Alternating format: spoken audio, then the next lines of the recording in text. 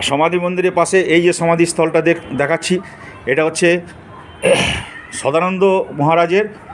সদানন্দগিরি মহারাজের এই সমাধিস্থল।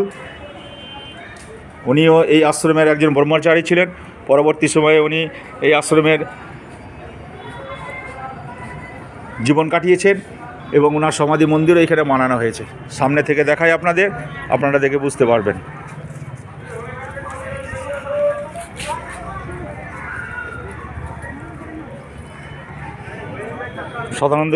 সদানন্দগিরি মহারাজের আবির্ভাব হয় 15ই আশ্বিন 1434 এবং ওনার তিরোভাব হয় 17ই কার্তিক রবিবার 1425 সালে।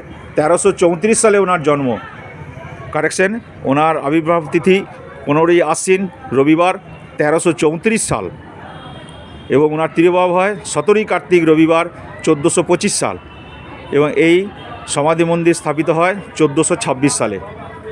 পুরোটাই আপনাদের একবার দেখাই। আর এই দিকের যে সেটটা আপনাদের দেখাচ্ছি, এইখানে আগামী শুক্রবার মহোৎসব হবে। এইখানে কমসে কম একবারে 200 থেকে 400 লোক একবারে বসে প্রসাদ খেতে পারবেন। সেই জায়গাটা আপনাদের দর্শন করালাম।